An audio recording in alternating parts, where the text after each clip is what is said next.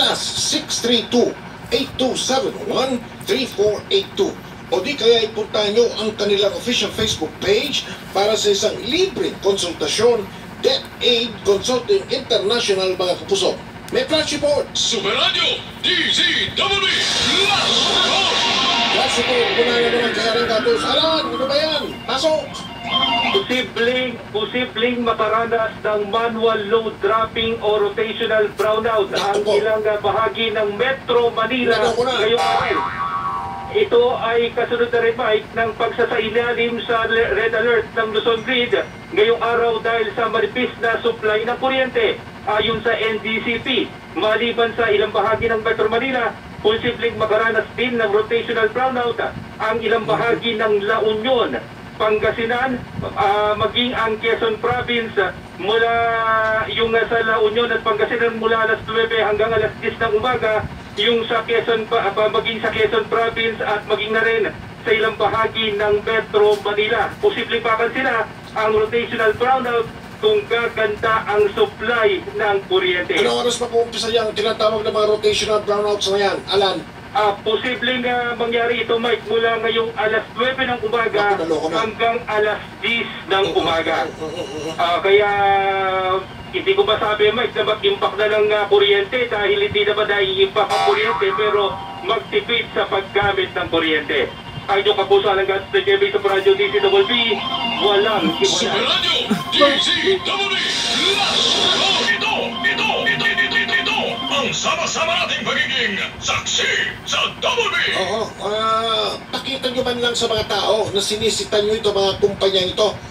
Ito pong mga grupo, mga tao na nagme-may-ari nito mga planta.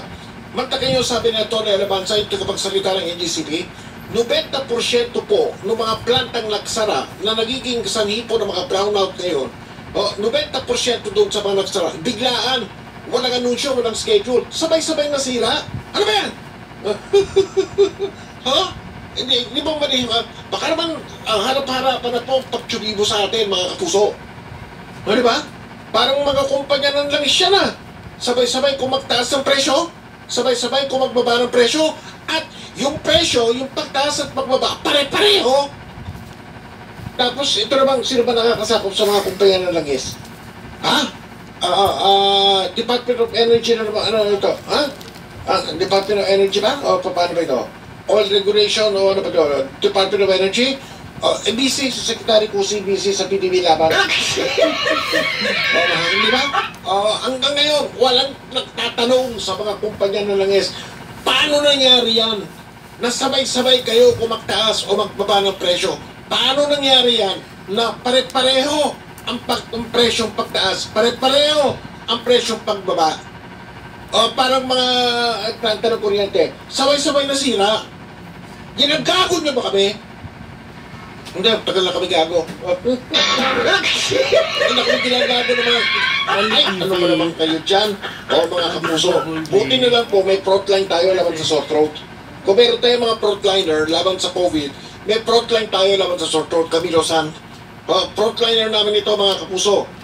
Natin. At itong Camilo San, prescribe, riniriresata po ito ng mga doktor. May 7 natural na sangkap po ang Camilo San, antiviral, antibacterial at antifungal na mga properties para sa sore throat relief. Camilo San, ito po ang frontline natin laban sa sore throat. Ngayon meron po silang promo May mga promo pa po yung mabibili. May kasamang libreng leather promo sleeve kung tawagin ang Camilo San.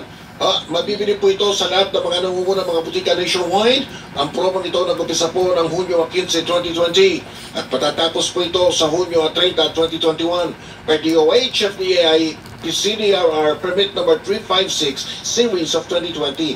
Ang Camilo San ay chamomile extract, methyl salicylate, peppermint oil, sage oil, anise oil, dwarf pine, needle oil, bergamot oil, at sineo. If symptoms persist, consult your doctor. Bye-bye!